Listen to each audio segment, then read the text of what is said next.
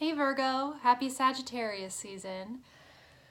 This is for Virgo Sun, Moon, Ascendant, and Venus. And if you are a Virgo, one of those, and this is not resonating, go ahead and check your moon sign, your sun sign, your ascendant, and your Venus. There might be some messages and other readings that you need to hear. But while we are here, while we are in the sign of the Archer, while we are here involved in our search for truth, Virgo, this is kind of what you can expect going into Sagittarius season. And so while I'm shuffling these cards, I'd like to take a minute and thank you for being here and thank you for seeking this content out. Thank you for seeking it out with me. I'm loving sharing energy with you. And just take a deep moment to connect with your breath, call in your highest self, call in your angels, your guardians, your ancestors, your protectors, all beings that walk with you with 100% light and your highest and best in mind. Step forward and thank them for their guidance, for their clarity and their presence as we do this earth walk, because this is a very dense planet. And it can be hard when we are down here to remember kind of the ephemeral light beings that we are, simply because the illusion of how real this world seems. So, let's see, I think these want to go one more time and then they'll be ready to go. So, Virgo, Sun, Moon, Rising, Venus. What can we expect from Sagittarius energy, or Sagittarius season for Virgo? The Hermit keeps peeking at me while I'm shuffling, and that's very apropos because the Hermit is the card that rules Virgo. So it's a very organized card. It's a very sentimental card, and it's also a very solo card. You know, Virgo energy is one that, it's too many, Spirit, is one that is, it's the energy of the harvest, right? We're all hands on deck, but the thing about all hands being required on deck, Virgo is not always ready to sort of release control. And so whenever we've got an earth-ruled sign moving through a fire-ruled sign, there can be sort of a tendency to burn out a little bit, because if you put too much fire on the earth, you get a scorched earth. And so it's just very important to remember, Virgo, for this Sagittarius season and for all seasons, no matter on the element that is ruled, to really hydrate yourself, and not just with water in this physical dimension. Also, are you watering your soul? Are you watering your spirit? Are you watering your plants? How are you taking care of yourself? You are such a motherly sign to all who are around you, but it's sort of the crux of Virgo is learning how to give yourself the same love and care that you extend everywhere to others without losing or sacrificing these pieces of yourself. So what Virgo can expect for Sagittarius season, we've got the Tower and the Nine of Cups. And so that can be some tricky energy, but it's the kind of tricky energy that will shake you out of these sort of nightmares, of these anxious thoughts, of whatever keeps you up at night, whatever keeps you spiraling in these same circles. These Tower moments really come in to serve to sort of shake you out of complacency, to shake away what isn't in our highest and best. And the Tower came up for it's either Capricorn or Taurus. I think maybe Capricorn.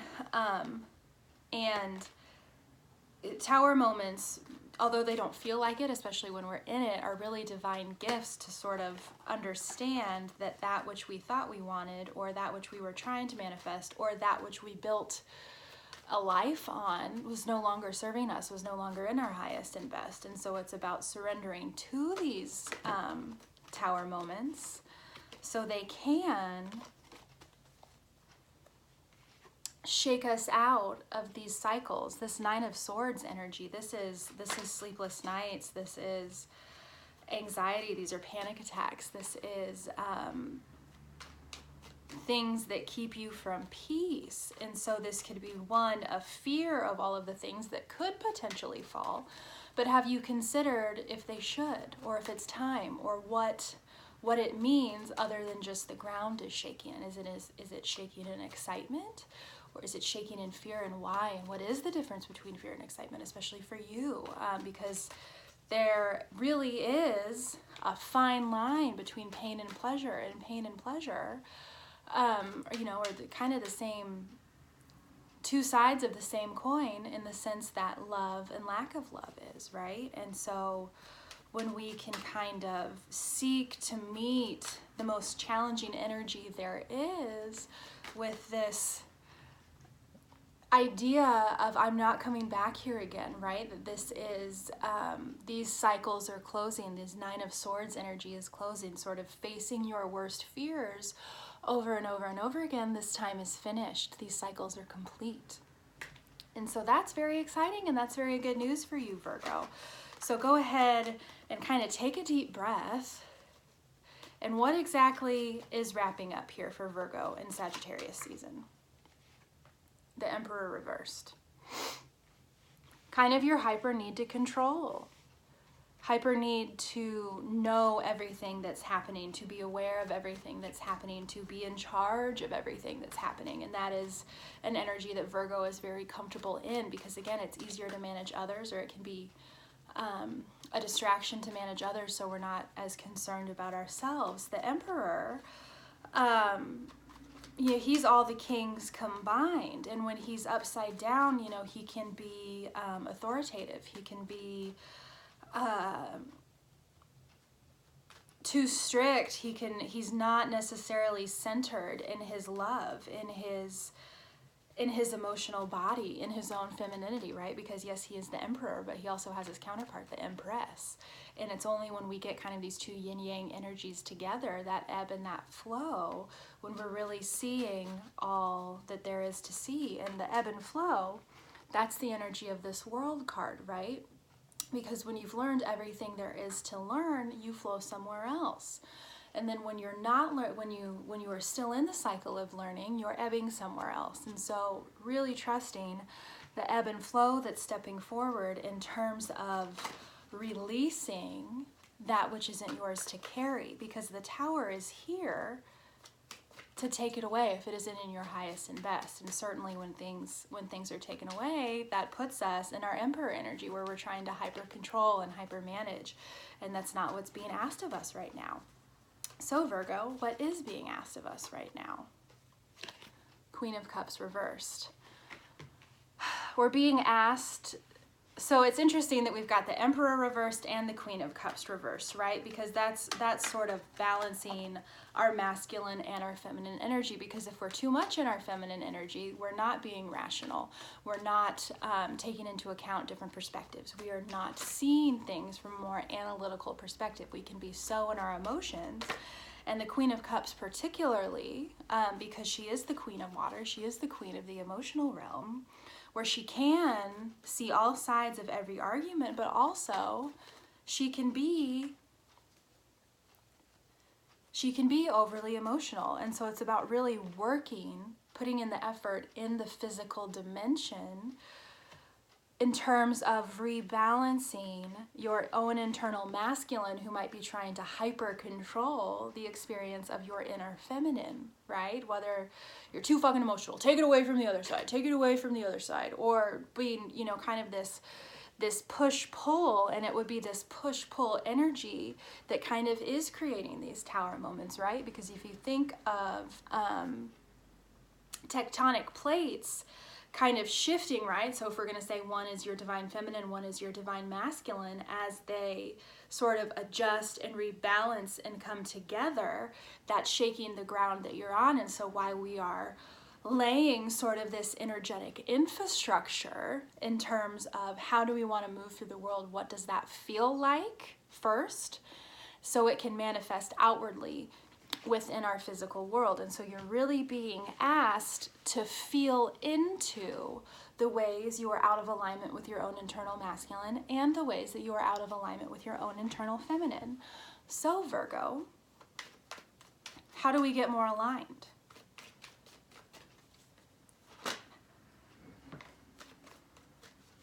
Page of Cups.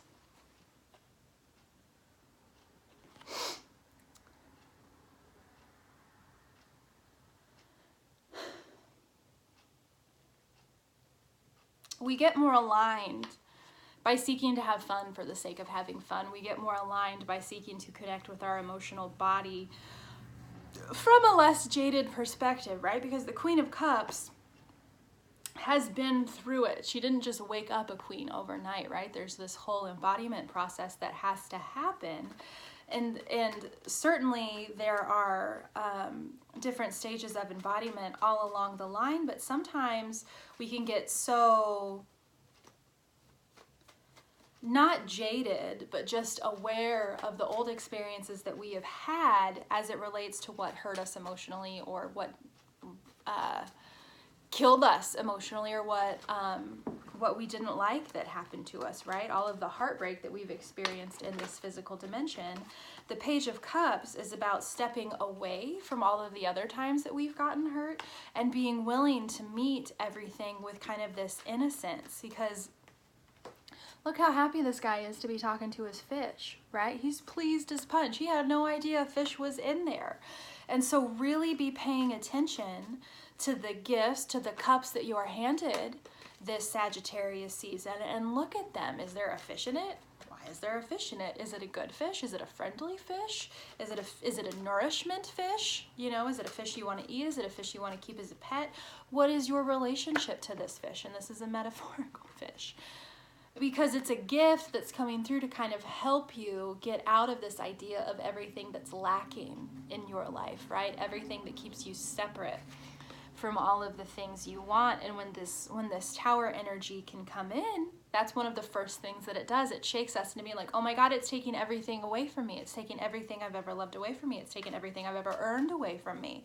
I'm not going to have anything. And it's about really getting through it for you, Virgo, through Sagittarius season, being so consciously grateful for that which you already have, and kind of stepping out and away from all of the things that either brought you pain or brought you unevenness, and stepping away from the need to hyper control your emotional experience to the degree that you're either not feeling something that you need to feel, or you're so in the feeling that you can't necessarily understand it from a more mental perspective, because we can't be 100% in our emotional body, and we can't be 100% in our physical body. We have to be able to, again, to kind of transcend that polarity, pull our perspective outward so we can see how both of those two things can be true at once. And that's a very, very magical place to be, and it's such a fucking gift.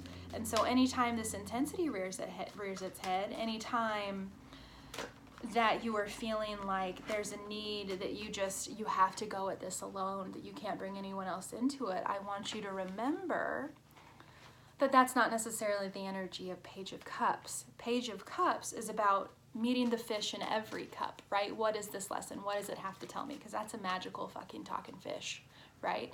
And I mean, if you wanted to break this down further, sort of what one of the things that fish represent, is kind of the Christed spirit. That all of these things that shake us awake, that put us either in lack or in silliness or whatever,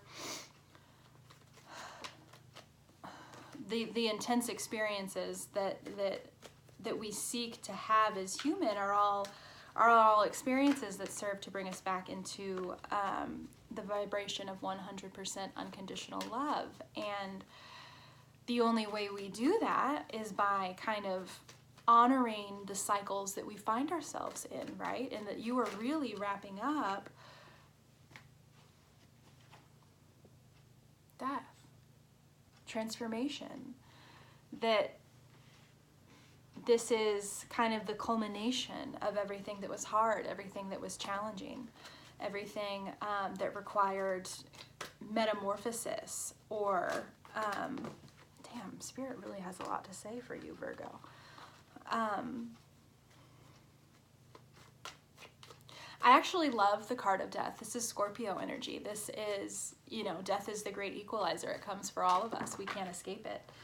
And there's gifts in that, because, if we were here if humans lived forever, well, what's the point of that, right? We're here that we have limited time, right? So we can really understand, so we can appreciate the dimension that is time, so we can understand our experience on a more three-dimensional physical level, and make sense of it through our physical senses and the physical world.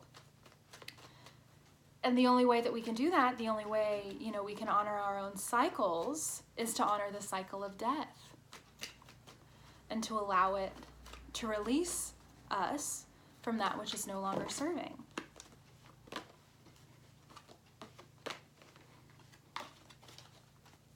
So how can we best navigate this energy, Virgo? We can take our blindfolds off. We can be willing to see, for maybe the first time, the energy of Eight of Swords. She's not tied tight. Her blindfold isn't tied tight. Her arms aren't really tied tight behind her head, behind her back. She can leave anytime that she wants, but it's sort of these mental traps that we put ourselves in terms of why we don't deserve that which we want so much.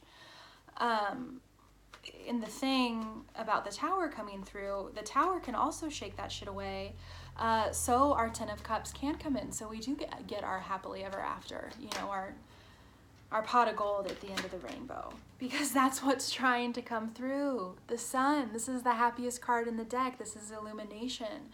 This is embodiment. This is fertility. This could even be pregnancy. And so that's just so powerful to have death immediately followed by the Sun. And you are dealing, Virgo, with some heavy-hitting energy, right? We've got a lot of major arcana on the table here. We've got the Emperor, the World, the Tower, Death, and the Sun. Major arcana energy is energy that comes from us all. It's energy that we can't bypass. It's energy that we write into our blueprint for our human experience. And it's energy that exists to teach us and to really kind of shake us and wake us up, because this is sort of the final push before it's like pop quiz time, bitch. Were you paying attention?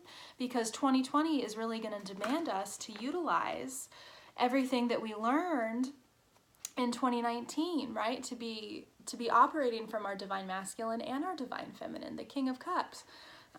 To step out and step away and appreciate all of the things that broke our heart, all of the things that almost killed us, because the Sun is here. And the way we get towards that Sun quicker, the way we can allow that positivity to shine down on us, is to really be aware and meet all of this energy fresh, with a new perspective, of what can I learn from this? What is this showing me? Is this a friend? Do I like this friend?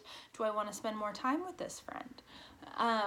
And that just is a really, really beautiful place to be. And so one thing, Virgo, I want you to do, I want you to go ahead and pat yourself on the back, because you really have been navigating intense soul lessons with such compassion for others, and now it's about extending that compassion towards yourself and understanding where you cannot control, where you have to feel, where you have to work, where you don't, and where you deserve happiness, because you deserve all of the happiness in the world, and it is ready and waiting for you. It's just about really giving death to all of the things that no longer serve you. And this actually, I mean, in terms of talking about giving death, that's one of the easiest ways to give death to. It's a whole lot harder to give death to something that you love, even if it might not be in the highest and best interest for you. And so to give death to all the things that aren't serving you, to all the things that are keeping you up at night, to all the things that are shaking you awake, and allowing yourself to really meet every moment with this fresh new energy, you're already in the Sun's energy. You're already doing it. You're already doing it. So it's looking like Sagittarius season is just going to be fucking badass for you, Virgo, and I'm very excited to hear how it went. If you are interested in booking a personal reading with me, you can do so by emailing me at adastraangel1111@gmail.com. Just shoot me an email and I will take it from there. Details are in the box below. All of my love, sweet Virgo. You're doing an amazing job I know you can do it, and you are doing it, and I'm so proud of you. All of my love.